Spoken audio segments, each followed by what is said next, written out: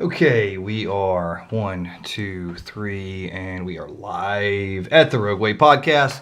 What's going on, guys? We appreciate you guys all tuning in for this recorded.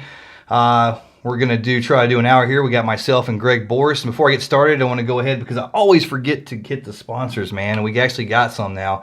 So real quick, I just want to give a shout out to all of our partners out there. First thing is All Time Fitness. You've seen us film there. All Time Fitness is your local Monticello 24-hour access gym. It's the new year. It's New Year's resolutions. A lot of you guys out there are trying to, get into shape for the new year, do the thing. And good news. This year, there's not a whole lot of people at the gym. I've been there a couple of days. It really hadn't been that packed. So if you're looking to get into the gym, go see Matt or Season at All Time Fitness, and they'll get you hooked up. There is a key card, and you can work out there 24 hours a day. They also have several different classes like yoga and some different types of cardio classes. Some are free. Some are very reasonably priced. They also have tanning bed, so if you're getting ready, to get that dark tan on for the summer, then it's probably a good time to start because it's been raining every day for the last 6 months here, so you're probably not going to get much sun outside for a while. So for all your fitness needs, go ahead and check out All Time Fitness here at Monticello, and they will get you hooked up. Also, when you go into All Time Fitness, look to your right when you walk through there, and there's kind of a new addition, Stealth Nutrition, a complete Herbalife nutrition bar. They've got great shakes. They've got great teas. I love their teas. I go in there and get their pre-workouts and all their teas all the time. They've got a pretty big lunch crowd that comes through there. I'm not just saying this because we all work together. I'm telling you, it's really, really good stuff. Do they make sandwiches and stuff? No, they don't make sandwiches. There's no food. It's just like a shake and tea type of deal inside. Now they do sell some Herbalife products such as meal bars and things like that. Yeah. But it's anything that you need as far as your protein shakes, other types of nutritious shakes. You got a complete full menu. One day she made a what was it? It was like a banana pudding pie that she had in there. It was unbelievable. Okay, but they've got all kind of shakes and different things like that. So stop by there and check out their menu, see Season, and she will hook you up. Also, our newest partner, and I'm really excited about this. People that know me know, from my Marine Corps background or whatever, I've always been a mixed martial arts fan, and I've always been in the martial arts community, and I used to actually have an MMA gym here in town. But we have a new partnership with Monticello Mixed Martial Arts, and they are right there on the square. They have all kind of classes. In fact, let me see if I can go here real quick. I'm going to kind of read you guys some of the classes and stuff that they have offering. Here we are. Give me just a second. Okay, so they have two different class times. They have, for the young ones, they call them the Mat Rats, age 2 to 6. They train from 5:15 to 5:30, and everyone else is 5:30 to 7. This is Monday, Thursday, and Friday. Did you say 5:15 to 5:30? 5:15 to 5:30 is the young ones, so like the 2 to 6. Minutes? Just 15 minutes. Wow. Looks like. And I'm sure they might do something a little bit earlier than that, but that's the time he gave me. It's 5:15 to 5:30. And everyone else's mat times is from 5:30 to 7, and that is Mondays, Thursdays, and Fridays. Okay, they're right there on the square, real convenient. They have jiu-jitsu and they have mixed martial arts training. They also do self-defense. They focus on competitive mixed martial arts, for you guys that may be new to that concept, cage fighting, that type of thing. And also jiu-jitsu tournaments. So if you don't know what I'm talking about, what I'm saying is they have jiu-jitsu, which if you know what jiu-jitsu is, that's going to be, for most people, layman's term, it's going to be your ground fighting skills, and your grappling and all that, and it's going to be gi and no gi. And then they also have a mixed martial arts focus, a competition focus, which is going to be like your ultimate fighting type of stuff, okay? And it's going to be, obviously that's going to be out of a gi, but it's, if you've got teenagers, or if you're into that, or if you're wanting to get into that, then that's going to be a good place for you to start.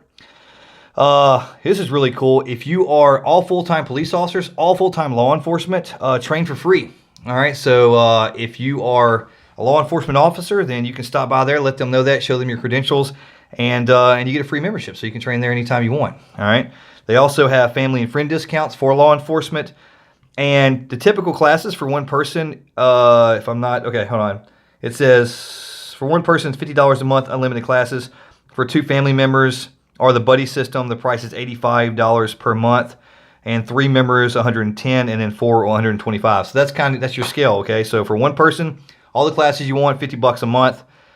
You can go in as a pair for $85. They've got $110 for 3 members. And then for, like a family, if you want to do 4 of you or whatever, $125 a month. And that's all their classes. All right, so that's a pretty good deal. Like I said, I had a gym at one time, and I didn't offer those kind of prices. So that's pretty good. That's pretty good. I didn't offer those prices.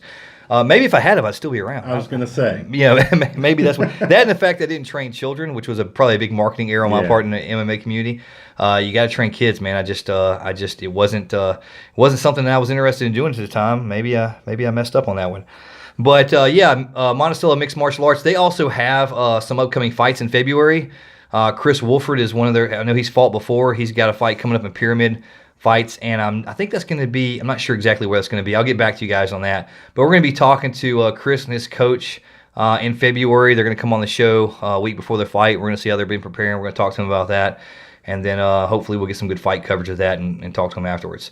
So make sure you guys, All Time Fitness for all of your fitness needs, and Stealth Nutrition just for that, for your nutritional shakes, your teas. And then, if you got a little mixed martial arts in you, that's what you're interested in doing, run down to Monticello MMA, see Jason White, and him and his guys will get you hooked up there too. So that is those are our partners, man. I'm pretty excited to get some. That's really great. Get some people getting interested in what we're doing. All right, man. It's Saturday night. What's been going on? Nothing. It's been Christmas vacation, man. I've been sick. How was your Christmas? It was good. I mean, my family came in. My kids came in. I'm a homebody. I don't go out. I don't like to travel that much. When I do conferences for my professor job, I'm always reminded when I'm sitting, laying in a bed in a hotel that the bed's too big and the frying pan's too wide. I don't like being away from my family, so it's really nice.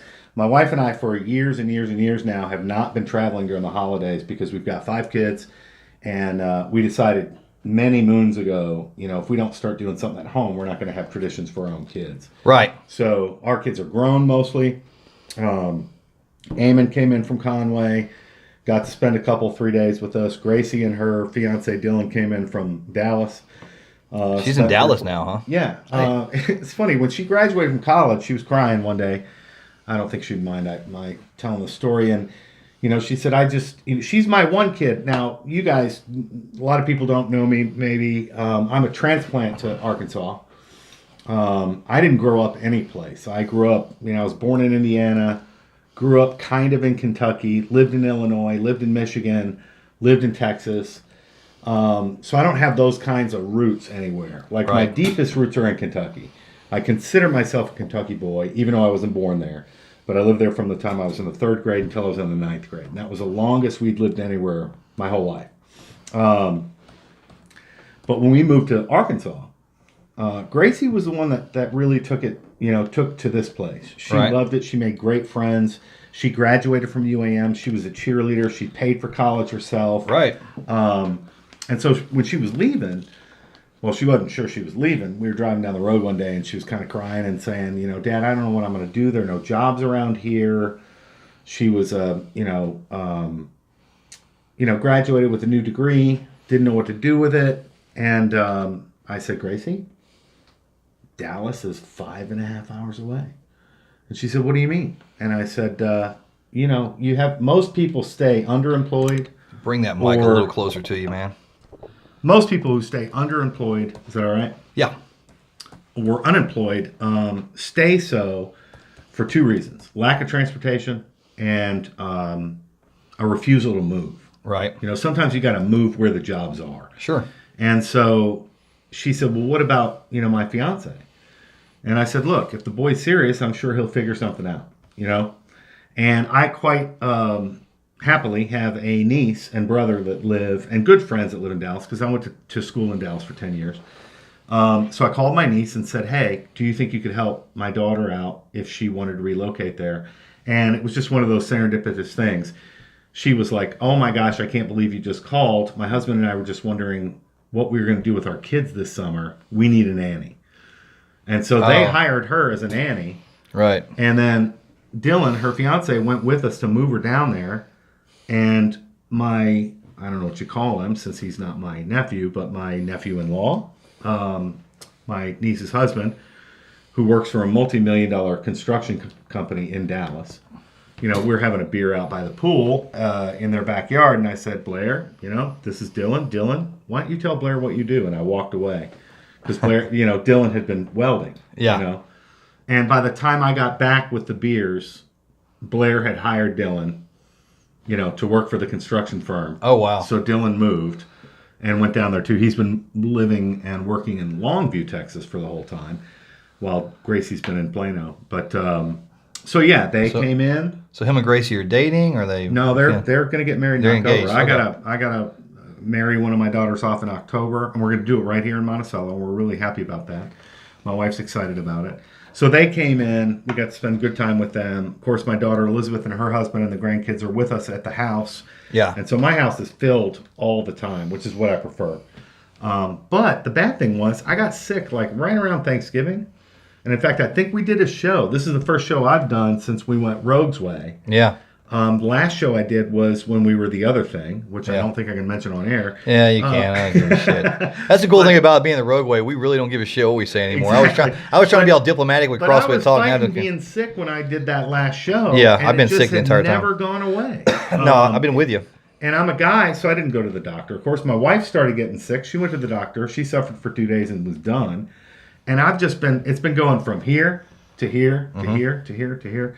But other than that, we had a great time. My son, Liam, he works for Dave's Fireworks. He manned a tent in Hamburg for 2 weeks, so we didn't see him. We had to bring Christmas to him. Right. But he made, bank enough to buy a car the day after he got back from New Year's Day. He manned a tent all by himself in the parking lot of a Family Dollar over in Hamburg. Dave's? Was it Dave's Fireworks? Yeah. He's friends with a kid whose grandfather started Dave's Fireworks. Right. So he's been doing that in those seasons since he was a junior in high school. Gotcha. And they gave him his own tent this year. And so he made much more money than he normally would have. And then, he came home and he said, Dad, he wrecked the car we gave him. So, of course, as a dad, I was like, you need to fix that car. Yeah. That's my car. And then that caused a couple of fights. And then I woke up one day and my wife was gone and he was gone. And they got home and they were like, well, he went up to Little Rock and bought a cop car.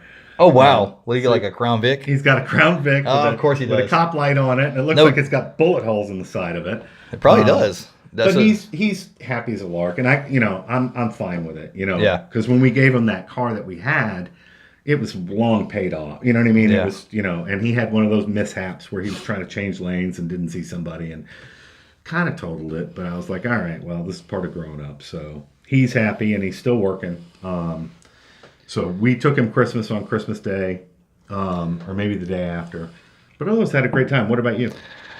Do you see family or? Well, I mean, yeah, my mom was in the hospital during the Christmas. Well, she's still, right. She's actually still in the hospital. She's doing good though. She's doing really good, man. She's feeling good. It's just they're gonna keep her there for the entire time. So she's gonna be in the hospital for like 3 weeks total. Yeah. By the time she gets out, she's not out yet, but she's doing great. She's tough. I mean, she could walk out. I called her the other day and I was like, I was talking to her. And I was asking her, come on, Mom, you really gonna be a bitch and stay in the hospital this time, And she was like, well, I mean, this is what they're making me do, and they're just really trying to take care of me. So let me tell you what you need to do. You need to grab that doctor when he comes over, the neurosurgeon, whatever the fuck he says his name is or whatever they call him, and you just grab him by the back of the head and you just ram his head right to the side of that hospital bed, and you just tell him, hey, listen, I'm done with this fucking place. I'm walking out. Yeah. And she don't know how to take me when I say stuff like that. She was like, she takes me completely seriously. No, Casey, you really don't want to assault, a neurosurgeon in a hospital. That's actually kind of a good rule. Yeah, I was like, put that in my green book. Don't assault a neurosurgeon. I was like, no, Mom, no, I'm just kidding. But she's doing good. We did that. We got a little bit of an accident. Had a guy run into the back of us while we were in Fayetteville. If you noticed the damage to my wife's ride when he pulled up. I did not see that. Yeah. We were at a stoplight, and it was real weird because we're at a stoplight, and it's coming off of the exit of I-49 onto the other highway. So you're still technically on the interstate.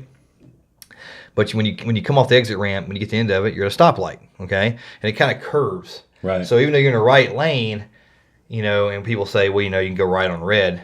Well, or you can go right on red. In this situation, you're not really going right on red. You're going straight on red because it curves around. You're facing the rail. No. You see to what I'm me, saying? that's one of those paradoxes. When I take the little cutoff that runs you here in Monticello between MIS and the elementary school there. Yeah. To go the back way. Yeah. To UAM. Mm-hmm. When you're on that feeder. Yeah. Right. Yeah. You're actually taking a left. Yeah. To take a right. Right. Yeah. It's at the same time. Yeah. Yeah. It's real. Yeah. And I do philosophy, so I'm like, this is one of those paradoxes where you're like actually doing a left turn signal, but you're actually taking a right. Yeah. And that's the way. Well, that's what this is. So when I get there, coming off and being a cop, I know you can go right on red, but to me that's not going right. That's going straight. So I'm like, you know what? I'm just going to sit right here. And besides the fact there's a lot of traffic coming, even if I wanted to go right on red, even if I'd called that right on red, which I didn't, to me it was straight. It's obvious it's straight. I'm at a freaking red light, so I'm sitting there, and there's a lot of traffic coming, from my left. And we're sitting there waiting on it. Well, the dude on the left side of me. Now, granted, I'm not. For you guys listening, I'm not in my own town. Okay, I'm up in the Fayetteville area, so I'm sitting there, and the dude on the left is in a truck, and he just decides he's gonna go straight through. He's to the left of me. He's in the left lane, so he can't. There's no way he can articulate going right on red. I don't think. But anyway, he's next to you. Yeah, he's next to you, so he goes straight through the red light. Well, he just burns straight through it, whatever. And then the guy coming off the ramp. So the guy coming off the ramp sees the other guy going, thinks traffic's moving, and just like pops. The light's still red. The light's red.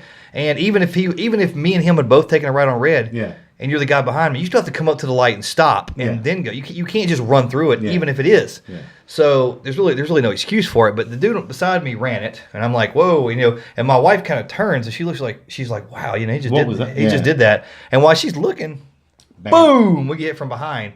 And not really major, but it's her. It actually hurt her shoulder because she was sitting like this. Mm-hmm. So when she hit, she kind of did the boom like that, And but it was a pretty good hit. Yeah. It was a pretty good hit. But did some damage to the trunk and the back end. Damaged the trunk, kind of pushed everything. Anyway, I got out, and the guy was like, "Oh, I'm sorry. I thought you were going." And I said, "Well, why would you think I was going? It was a red light, dude. And he was like, "Well, the other guy went." And I'm like, "Yeah, the other guy ran a red light." Yeah. But anyway, he was nice. And then you flipped out your badge. Actually, I didn't until he said, "You want to pull over and exchange insurance information?" Now, the crazy thing. Tell me. Hold on. Okay. Let me finish. Because I have some questions. Yeah. Okay, that's fine. The crazy thing about it was my brother had just had this happen to him an hour before. Where? The same town. Same. Okay. He had my brother left the hospital. He got hit from behind, and the dude, he went to pull up in a Walgreens. Same guy? No. I don't think it was. He doesn't know because the guy didn't pull over. The guy took off. He hit and run. So I was actually laughing at my brother when he was telling me this on the phone, and then an hour later, it happens to me. So when the guy, but this is my mind. And I'm thinking, man, I laughed at Lance. He got hit from behind, and just an hour ago. So this is and now it's happening to me. So I'm not going to, I'm going to play this really cool because I don't want this dude taking off on me. Right. So anyway, he says, "You want to pull over and exchange insurance information?" I said, "Yeah, sure. Let's pull right in here." And I was afraid my car was going to be like, but it wasn't.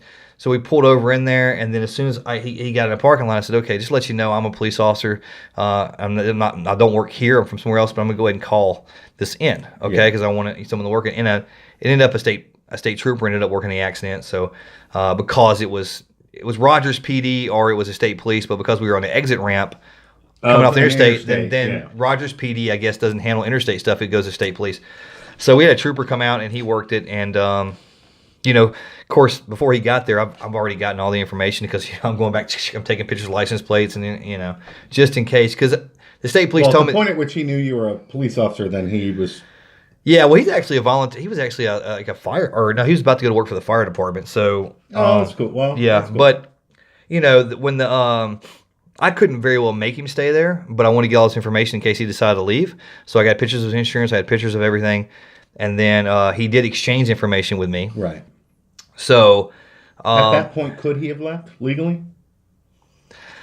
Since both No, cars were no. I drivable mean, and there were no not really. I injuries? mean, well, yeah, I guess because once he's exchanged information with me and we made an agreement, then he could probably articulate that he wasn't leaving the scene of an accident. You know what I mean? He's not Right. leaving the scene of an accident. If he'd have left, I don't know. I mean, that's kind of one of those situations to I'm where just curious because I'm from Texas. Well, prior to being here, I was in Indiana. I don't know what the laws are in Indiana, but in Yeah. Texas, I had a car accident one time when a woman whose French poodle was jumping around on her lap when she was going through an unregulated left-hand turn across Yeah. a boulevard, Yeah. pulled in front of me, and well, I hit her. the way And the cops came, Mm-hmm.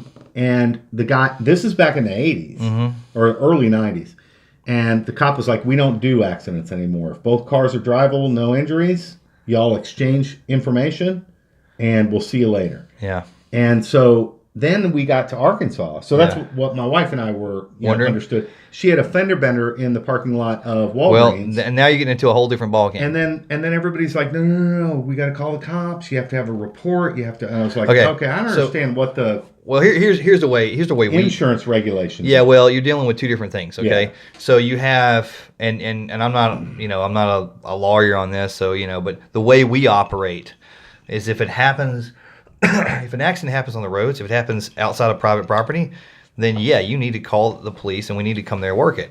Now, if it happens on private property, if it happens Right, on of Walmart parking lot, course. now the city will still work. Everyone here, whenever they have a fender bender in a parking lot, they call the city police and city police come work it. But that's a courtesy. Right. Okay, So y'all don't have to. That's a courtesy. They don't have to. Right. That's just something that they do as a courtesy, which I don't agree with because it sets a precedence that we're basically working for insurance companies at that point. Exactly. That's why Texas stopped doing it. Yeah, and that's what's going to happen with these insurance companies is they now tell their clients that, well, I have to have a report. Yeah. And the fact of the matter is, on these things, the police don't have to give you a report. So you don't necessarily get a And report. besides, the police weren't there for the accident in the first place. Well, So- we never are. Well, right. We never are. So what you have is a question of whether you're going to get accident investigators involved or you're not. Now, some police, every police officer goes to the academy is trained to do basic accident investigation. Yeah. But generally, what happens is, on the street is when you have a minor accident, okay, on the street, then the police officer is going to show up there, and this is actually even what the state police do, according to my sources in Little Rock. They do Right. they work this kind of the same way we do. Right. They don't do a whole bunch of wheels and stuff. Now around here, these guys will. Right. But let's say if you have a minor accident in town, the police are going to show up and they're going to make sure that you get off the highway because you're supposed to get off the highway anyway. Yeah, clear the Clear that's the what road. we don't understand because I've noticed in Arkansas, people will have. My wife and I were dropping off the grandkids at daycare one morning, Yeah. trying to take a right onto 278 to get back down where Walgreens Yeah. was. Two people had a little fender bender in the middle of the road. Yeah, they're not and they supposed would to. not move their car. Well, that's and I'm like, that's because that's old school talk. There used to be Yeah, that is way. it? You're not supposed to move. You're supposed to, I and the was reason like, why that somebody is, needs to tell these people to move because it was Well, creating. it's on the it radio. Was raining. It was creating people skidding and not realizing, it's in the middle of everything. well, I'm like, the Arkansas State Police have put ads on the radio. I've heard them. to everyone's try heard- to say, please move over. They don't try to say. They tell you if your vehicles Right. are drivable, move off the road for safety and call for it. And that's what they're supposed to do. So generally speaking, when I was working for the city, whenever I would show up there, the first thing I would do, especially if it's in a high traffic area, I would check with them, make sure everyone's okay. If everyone's Right. okay, then Can they all move? I would ask them if they can personally, if their vehicles are drivable, can we move y'all right into Walgreens parking lot Right, or or wherever. Raise, whatever it whatever's was. closest, And yeah. we get it there and then we'd work it. And by Now- the way, that's where all the accidents are anyway. Ray's, Walgreens, right there. at that Most of, intersection. yeah, a lot of them are there. Well, they're in Walmart parking lot is where most, it's so you get them off the road. Now, if it's a major accident, then obviously you're not going to do that. You're gonna work Right. it is, and then you have to have other guys help you direct traffic, and it Right. turns into a bigger deal. But on a parking lot accident, parking lots are private property. And yeah, I mean, you could do something to get police involved on private property. Obviously, anytime police go to your house or go to a place a crimes can be committed anywhere. Yeah. So, I mean, you can, if you're driving recklessly through a parking lot and start hitting people, Yeah. then that's criminal. You know what I mean? Right. But as far as us being able to tell you, well, you're supposed to go, Walmart has an arrow saying travel this way. If you don't go traveling that way, I mean, that's not That's not enforceable by law. us. That's not law. Walmart's parking lot, right? It's just a directional. I mean, Yeah, it's a directional. Now, what I would do in those situations, I mean, because I can't enforce something that's not public property, right. in misdemeanor world. Right, Now, right. we're not talking felony stuff. Right, We're right. talking misdemeanor world. Because I'm not going to enforce traffic, in a private parking lot, doesn't mean that on my report that I'm going to give You that I might can't not state the say. contributing factors of the Right. accident. So, if this person is traveling up, against the arrow, Yeah. if they're traveling, Then you can say. I'm going to say exactly what happened. I'm going to say this person was traveling, in the wrong direction of the Yeah, deal. on the this arrows, aisle or whatever. Yeah, the arrows plainly instruct that this traffic should be going from east to west, or should be going, from this Yeah. direction to this direction. They were traveling the wrong direction, and I can do that. And I try to, when I work accidents, I always try to figure out, even if I'm not going to cite a person for a driving violation, doesn't mean that I can't list the contributing factors as being. Well, that's what that police officer said in Dallas when all was said and done. The lady was like, Yeah. "Hey, Whose fault is it? whose fault is it?" And he said, "Ma'am, if we still issued citations, Yeah. I would cite you. Yeah. You're making an unregulated left turn. Law is, person making a left turn Yeah. is completely responsible for." Yeah. He said he doesn't have a stop sign. He doesn't have any reason to be slowing down. The problem that she had was we were on a boulevard and there were cars parked on both sides. Yeah. Completely. Yeah. So her view really was obstructed, and what had happened? Well, you can note that, though. She had just poked out Yeah. to try to see. Yeah. And she just came too far. Yeah. And because it was raining, I hit my brakes, Yeah. and my car literally did nothing. It just hydroplaned. Yeah. And I hit her right on the side. Saw her dog jumping around. But you know what? I still had to sue her. Because then her insurance company said, well, we think that there are mitigating factors. You were traveling too fast. I said, according to whom? I was like, you're going with that? They're like, well, there was somebody gardening on the side of the road, and they said they thought you were speeding. Oh, wow. I'm like, that's what you're going with? So that, and let me tell you something. If I was to issue a speeding citation on that kind of crap, why did you issue a speeding citation? Well, I thought they were speeding. Yeah. Oh, you just thought they were speeding? Now, legally speaking, I don't necessarily have to have a radar, Right. but I have to be able to establish. But you should have had to have witnessed I have to have. it. I have to offer some science, some expertise, and some Yeah. reasoning why. I can't just say, well, And just like they were. and I going to asked them, and they said, well, this lady works on the side of the road for the city a lot, and she thinks she's a pretty good judge of car speeds. Oh, well, I think she's. I said, okay, all right. Yeah. And I hung We'll up the see in phone. court and on I that got- one. I got a lawyer, and the next day I had a free rental, and Yeah. they completely they settled it. But here was the thing that was really, really. So you're not really suing. They settled. And, They settled immediately. Yeah, you know why? Because But then they owned my car. Like Oh, the really? day before, Maz had told me your car is completely. We can fix it, Yeah. and the damage is X number of thousands of dollars. Yeah. As soon as I sued him, Yeah. Chubb Insurance Company owned my car. Wow. And I called my attorney. I was like, why is that? He said, well, this is the way it works. They're Yeah. going to pay you, but they own your car, and now they're going to salvage your car to get as much back as what they're paying you as they Yeah. can. Well, I pay them. I I'm pay like, insurance now I already. have to buy a new car. You know what I mean? Like, Yeah. it was very aggravating. But look, this reminds me So- of a funnier story for our audience. Because we were talking about that on-ramp thing. Yeah. All right, so before I moved to Louisiana to start my PhD, I lived in Dallas, in Highland Park, University Park. And my brother, Chris, he came over to help me, like, move the last of my furniture into the truck. Right. Like, that night. You know what I mean? We ordered pizza. Our house is just about empty. Got a bunch of beer. Got a bunch of friends over and said, just load this truck up because I'm leaving at 5 o'clock in the morning. And so we did that. The only thing that I couldn't take with me to Louisiana that I hadn't gotten rid of was my my dryer. Right. And the reason I couldn't take it, it was because it was a gas dryer. And I'm Yeah. moving into married student housing in LSU. And they don't have, I can't have a dryer. So I said to Chris, I was like, look, if I load this on your trailer, he drives a 1990 Toyota Corolla. Right. He's got a trailer. Can't believe that little thing will pull it, but he's got it. He's like, yeah, just load it up onto my trailer. I'll take it by my house, and if I can sell it for you, I'll let you know, and I'll send you the money. Right. I'm like, cool. So I go out there, unbeknownst to him, load the thing onto the trailer myself. There's nothing else on the trailer. And I got nothing to tie it down with.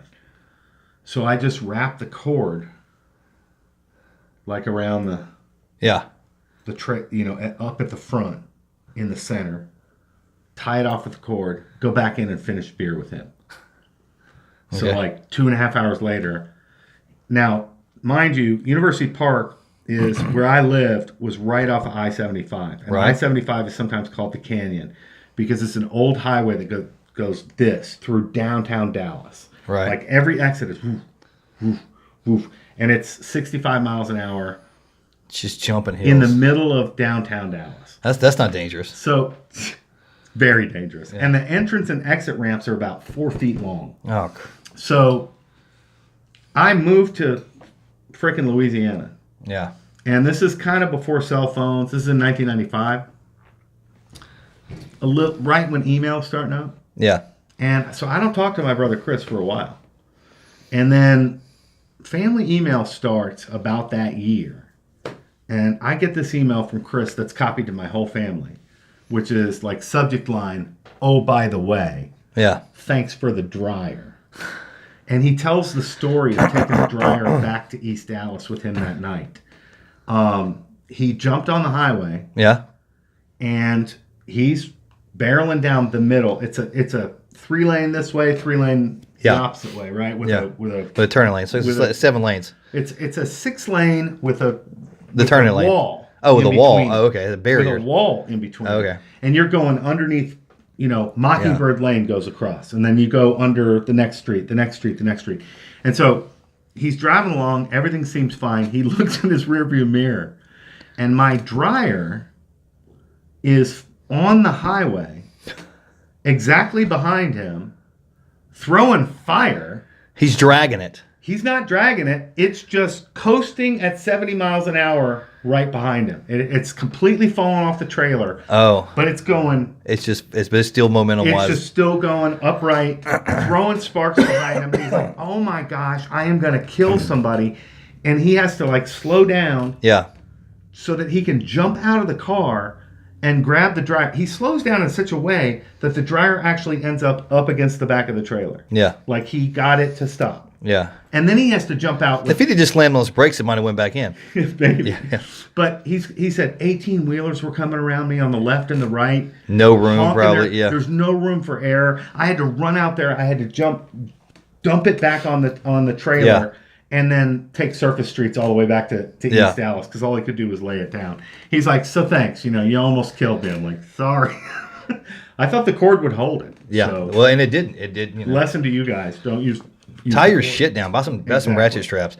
Well, But he didn't get a ticket. He was lucky enough that a cop didn't see what was going on. he's probably like me, didn't know where his ticket book was at the He time. he was able to get out and get it secured or some such. Well, we did that, and then of course, my birthday was this past last Monday. So we went up to Little Rock and did the whole. Well, we were gonna go up there. The plan was, and we do this. Last year was the first year that we didn't. Okay, so Ben, my friend, his we basically grew up together. His birthday is on Christmas Day. All right, wow. so he's and we're the same age. So he turned. So does he get screwed on Christmas? He totally gets screwed on Christmas, man. See, my sister, her birthday's on the 28th. Yeah. And that 3-day buffer Yeah. meant that she got the opposite of screwed. Yeah. Everybody's worried that she was getting screwed, so she gets extra good Christmas presents and extra good 28th of December. Well, mine's on the 31st, so I get screwed too.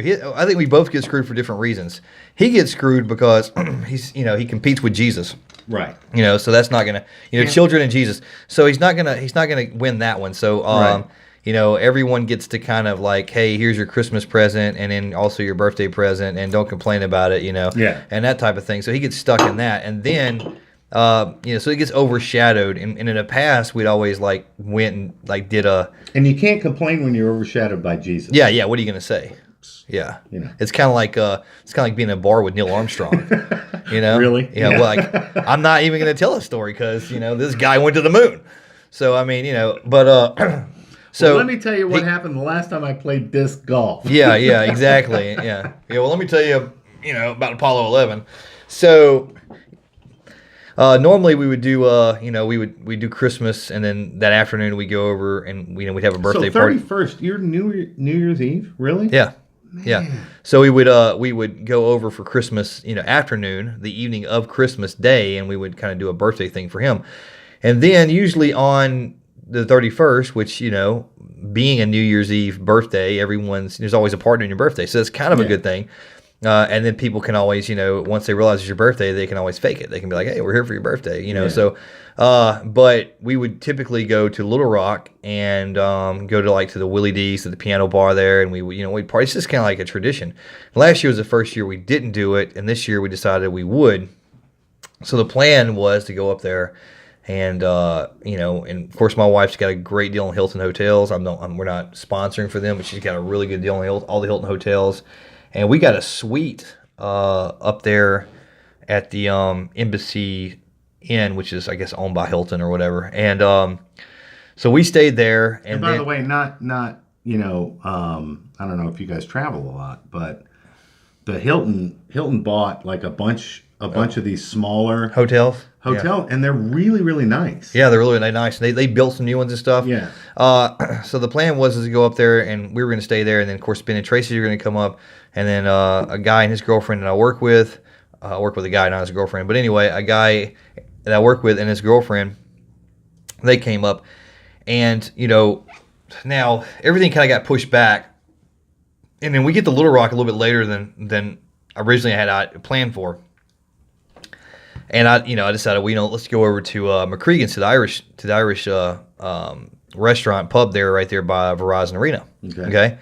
Now there's one, on the. So the Embassy you guys are at is like downtown area. Well, actually, it's over there in West Little Rock. I had originally we changed hotels. We originally had a hotel downtown.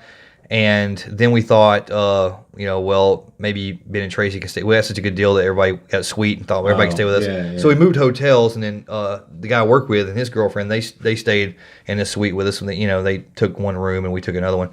But that ended up being in West Little Rock, so it was it's all the way over there on Chanel. Okay. So we got there later than what we expected. We went over there to Cregan's. And we did dinner. Me and Sasha ate, and they've got this. I forgot what it's called. It's a game where it's got a string and it's got a little ring, and you've got like a hook on the wall, and you throw it and it goes. Anyway, we were doing that, and that's super hard. So I get it. So we're throwing it. We're going like 5-10 times a piece because we don't know what we're doing. And Sasha throws it and she rings it. Okay, first time? Nah, it was like the third or fourth time. It's still pretty impressive because I was like 30 deep. Yeah. I hadn't done shit yet. Yeah. I'd hit it a few times, and I'd got to where I could hit it, but I couldn't get it over there. And she hit it like the third time, or maybe more than that. But she hit it pretty quick. And then I said, okay, so we throw some more, and then about 20, 30 times later, I'm still in the zero. She hits it again, and I said, okay, this is 2 times. Okay, this is getting stupid. So I'm going to implement rules. So we said, all right, we're going to throw 5 times a piece. So we started going 5 times a piece, and I don't know what the rules of the game are, but that's what we were playing. And of course, there's no one in there. Even New Year's Eve is the bar. It's dinner. We're before dinner. We're like 4:00. We just ate I had a shepherd's pie. She had something. We had a couple beer, whatever. Something Irish. Yeah. We're sitting in there. We're doing a thing, and there's just not very many people in there. So the staff's kind of watching us play the game because they all play it all the time. I'm sure. Of course. Well, the guy came over and gave us some advice on how to do it. But anyway, so the next thing I know, she'd hit it 3 times. And then I kind of caught a stream of luck, and I hit it like once and twice, and I hit twice. By the time I hit it twice, she was on her 5th time. She ended up hitting it 10 times. Okay, within